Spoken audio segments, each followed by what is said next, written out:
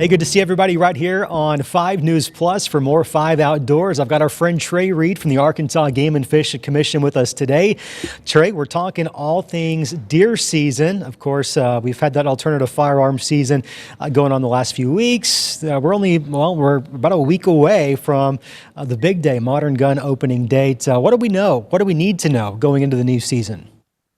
It's been a pretty good season thus far, Scott. I mean, we had some warm weather during the early part of our archery season, but we got a little cold front, some rain associated with that on the opening weekend of the alternative firearm season. But I haven't looked at the numbers since the season closed, Scott, but I know like 4 or 5 days in, we're up there around 14,000 deer, which is pretty consistent with where we were last year. I know last year, our first year with the straight wall ammo allowed, and I guess first season of the alternative firearms where it wasn't just a muzzleloader season. It was pretty interesting that it was roughly a 50-50 breakdown between muzzleloaders and straight wall cartridges, because there is an option to check your deer like that. So pretty good season thus far. I really like the cooler weather we've had over the past few days for the youth opener, November 1st and 2nd this weekend. Hopefully that trend will continue. We're certainly headed into the time of year where you would expect that trend to continue, but it can also be 90 degrees in December in Arkansas. So, don't count your chickens before they hatch, I guess. But no, I think it should be a good opener. We've had a pretty good mass crop around the state. That can affect deer movement. Sometimes causes them to move more, sometimes less. Can get them off of bait like corn and things like that. A few things to keep in mind. I would encourage folks to make sure their deer tags, it's all electronic now on your license, so make sure your deer tags show up when you log into your account. You can do that at agfc.com. Hopefully you've adopted usage of the Game and Fish Commission app. I updated mine 4 or 5 days ago. I forgot what I was trying to check out. I was sort of automatically logged out, but when I logged back in, everything updated. My 6 deer tags were there, so everything was working appropriately. Just do that before you get out in the woods. Make sure everything's good and consistent with your account. You don't want to have that experience when I tried to log into my app account the other day and I couldn't. Good place to do it was sitting at my desk at work, and not when I was out in the deer woods trying to check a deer that I had just shot. So, there's updates that go on throughout the year and that thing. And so if you hadn't logged in a while, maybe do that before next Saturday morning. Hey, you mentioned the youth season. Can you give me a primer of that customer ID that I know the youth need and how that integrates with your licensing system? Yeah, that's a pretty new feature. I mean, we've had it for a year. It was a requirement last year for the first time, but youth actually have to have their own account now. Obviously, kids under the age of 16, and we're talking deer hunting, it's open to kids 6 to 15 years old. They don't have to have a hunting license, but they do need a unique customer ID number. You can get that for free at agfc.com or by going through the app that I mentioned. Another cool thing about it is the adult, it doesn't have to be a parent, it could be a mentor, an aunt, uncle, grandpa, grandma, whatever, can link the youth account to their account, so they can still check the deer for their youth hunter.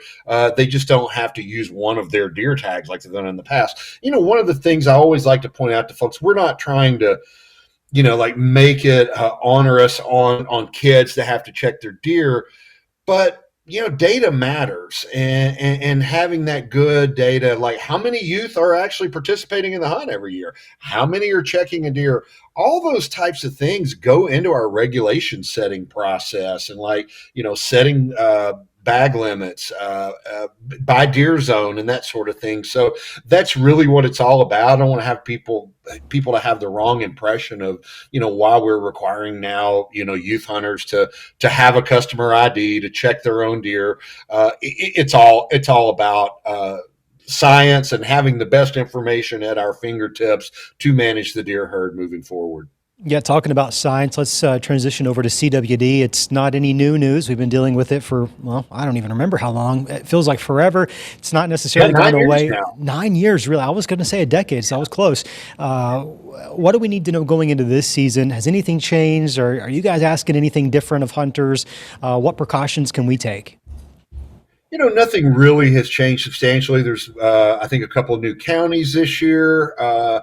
Most of your viewing audience for Five Outdoors is probably already familiar. They may hunt in places, could be maybe hunting in a place where the county is new, but we have a two-tiered management zone for CWD, tier 1 and tier 2, starting with tier 1 in that the core area, Newton and Searcy counties, and outlying counties as well, where we initially found it back in 2016, and then different regulations in the zone 2 counties. But the key thing is, like, if you hunt in one of those counties and you don't live in one of those counties, there are some restrictions on what you can take out, as far as, it's got to be deboned meat, finished taxidermy products, clean skulls, antlers, things like that. We don't want the disease to get moved, like through a carcass movement, from a CWD area to an area where it's not present. But I would say the main thing to let hunters know is that we have, if you want to have your deer tested, and the CDC and Arkansas Department of Health both recommend that if you hunt in an area where CWD is known to be present, you should have your deer tested. And if it's positive, not consume the meat. But we have over 100 drop-off freezers situated around the state. Nobody should be more than, probably a half-hour drive from one of those, no matter where you hunt or live. It is completely free, and it's voluntary. There's no mandatory requirement to test your deer. It's mainly a service for hunters to have some peace of mind before they consume that meat or share it with their family. But you can go to agfc.com/CWD to learn everything you need to know about CWD, map of where those drop-off freezers are, a list of participating taxidermists who will test your deer for CWD for free. Like, say you're going to have a buck mounted. Those CWD freezers, unfortunately, because we're dropping the head in a bag, you can't have antlers on there. So if you're going to have a taxidermy mount done, you probably need to get with your taxidermist about testing it for CWD. You're not going to be able to put it in one of those drop-off freezers, but that is an option. But, look, go hunt your deer. Every CWD test that's turned in, submitted by hunters, every deer that's turned in for a CWD test, I should say, that's, again, another data point that the Arkansas Game and Fish Commission can use to track this disease in the state, detect it early, and stamp out maybe some sparks so they don't turn into a raging wildfire where it comes to CWD. Yeah, that's a really good update. And for primer, for those that might not have been up to speed on CWD, it's the rut. I talked to somebody last year who had no clue that the rut was like even a thing, and when you explained it to them, they kind of laughed and chuckled a little bit. But it is nonetheless, and that can have some impacts on folks far beyond the hunting community. Care to speak to a little bit about that?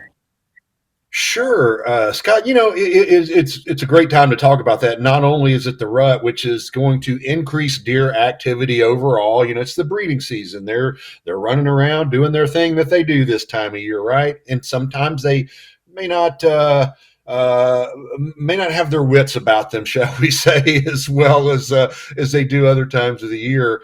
That's great news for hunters who are trying to take advantage of that. Maybe bucks having their guard down, but if you're a motorist in Arkansas, the other thing, like I said, not just is it right, we're turning back the clocks. It is fall back time. We're going back to standard time, and so a lot of, especially in the evening, you're going to have probably a lot more commuting motorists on the road, and that lines up with the times when deer, whether it's rut or not, are going to be most active. This half hour to an hour before daylight and half hour to an hour after sunset every evening. And so that time after sunset, because of the time change, is going to align with a lot of folks' commute. So just be aware, be careful, maybe slow down a little bit those times of day. Also, we always tell folks, don't swerve to dodge a deer. A deer, I know you don't want to hit it. It doesn't want you to hit it, but it's better than hitting another vehicle or an immovable object like a culvert or a tree off the side of the road. So don't slam on the brakes. Slow down as quickly as you can, and don't swerve. And just, again, pay attention, be alert is the main thing. So on that note, Trey, this is 5 News Plus. There are no rules. No one tells me what to do. I just do what I want. So I'm going to go a little off script here. Hey, Jacob Luthi, could you come here real quick? He's looking at me like, dude, what are you doing? I So, see you looking off camera, and I'm like, what's going on here? oh yeah. Jacob currently has no clue what's going on. Jacob has been a reporter here for a while. Last year, Jacob, come over here. You're on 5OUTDOORS. You know Trey well. Last year, you were shooting some football Friday night highlights. You're from California, yeah, and you had a little encounter. Yeah, between Charleston or Boonville and Charleston, And what was that encounter? hitting a deer. You hit a deer, yep. And Trey, so we talked about the youth hunt, and one of the things I wanted to ask you about, and I used Jacob as an example here. He doesn't even know this because honestly forgot to carry through with what I was up to. Come on over here. So one of the things, Trey, you can speak to is if you kill your first deer, you can go to the AGFC website and print my first deer certificate. Absolutely. Well, I had one of those made up for Jacob. I forgot to give it to him, and I need to do it. So on that note, Trey, tell us a bit about how we can go find that certificate. Thank you for being a good sport. Yeah, I'll get that certificate to you. It's really cool. And congratulations, Jacob, even if it wasn't done with a firearm. It was a Subaru. You know, I listed it there. a weapon of choice, Subaru. Yeah, no, this is something we started a number of years ago. Just, it's just a little recognition program. We used to actually print those out ourselves, but now it's like it's a self-serve deal. You go to agfc.com and just search for first deer certificate. We have them for like first fish, first duck as well, but deer's the one everybody, that's a big first for a lot of hunters in Arkansas. So you just fill in the information, the name, it's basically a template there. You can print it out and nice frameable certificate to commemorate your first deer. No matter how you took it. No matter how you took it. Very, very, very important note. Trey, let's transition and talk about ducks real quick. I feel it in my bones. Those cold fronts are coming. The Halloween mallards are showing up. I know you were driving through the Delta today. I'm curious, did you see any? Saw a few, yeah. Okay. It was around Henry Gray, Hurricane Lake, WMA near Bald Knob, and Earl Bus Bayou de View up near Wiener. Of course, Wiener famous for the Claypools Reservoir, the iconic black and white photograph that so many duck hunters have seen through the decades here in Arkansas. It's really a testament to how special duck hunting is. But yeah, there are a few. Scott, I'll tell you anecdotally, personally, when I walked out to the car about 5:45 in the morning to do that driving through the Delta. First thing I heard, look, speckled belly geese. You don't hear the ducks at night, right? Typically flying as they're migrating southward, but the geese, whether that's snow blue and Ross's or the speckled bellies, they make a lot of racket. They are cacophonous, I guess we could say. And I've been following folks on Instagram, some of the hunting clubs and what have you, and guides, and even like real estate companies you're seeing those, and I'm seeing those in my feed. I'm sure you are too.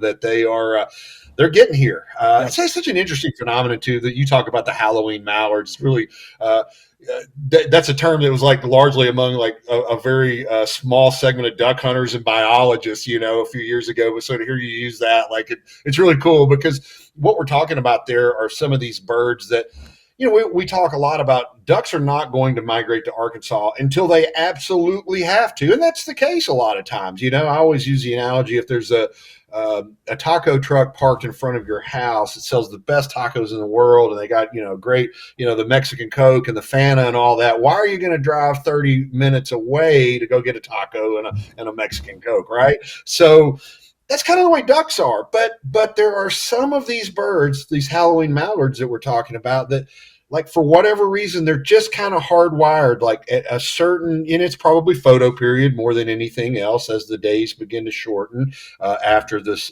fall equinox.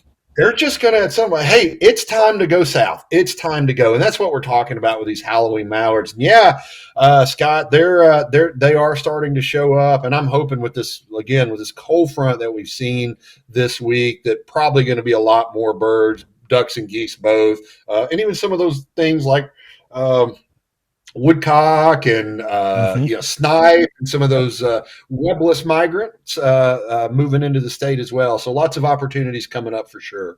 Man, we'll talk a lot more about that in detail coming up in the next couple of weeks because it's not going to be long. In fact, I'm attending the Ozark DU banquet this weekend. And after that, we're talking, 2-3 weeks? Season's going to open. Looking forward to that for sure. 3 weeks from this weekend, opening day of duck season. Hard to believe. Okay, Yeah. so if you want to get caught up on the latest regulations, WMA rules, things like that, you got a book and it's brand new, hot off the presses, huh? Yeah, the annual waterfowl hunting guidebook, kind of a companion to our regular, Arkansas hunting guidebook, which covers deer and everything. But the waterfowl book, very, very waterfowl focused, obviously, with breakouts of different rules by wildlife management areas and things like that. But yeah, it's the guidebook we all wanted. One in the truck, one at the camp, one at the house, one at the office, all that. They are available.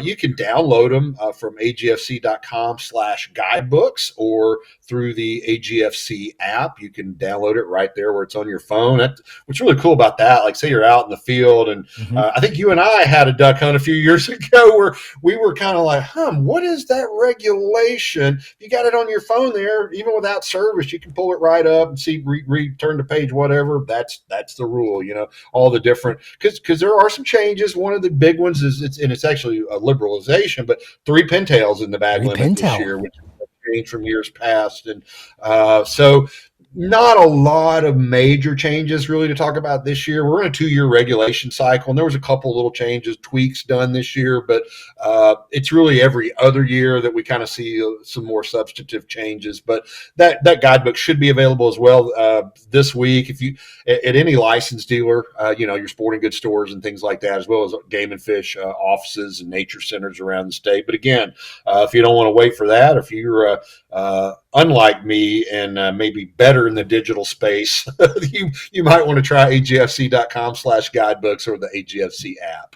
I'm thinking about that duck hunt you're referencing, and had that new rule have applied back then, increasing that pintail limit, that would have been a good day for us. We saw it would have been a much more productive day for us, Scott, because we had to lay off the pintails, and that seemed like all that was around that day. All that was around, but my gosh, they're beautiful trophy bird, and it was awesome to see him work. All right, that's all the time we're going to have with Trey today. We'll catch up with him again real soon. Trey, as always, be sure to appreciate you. Thank everyone for tuning in here on 5 News Plus to 5 Outdoors.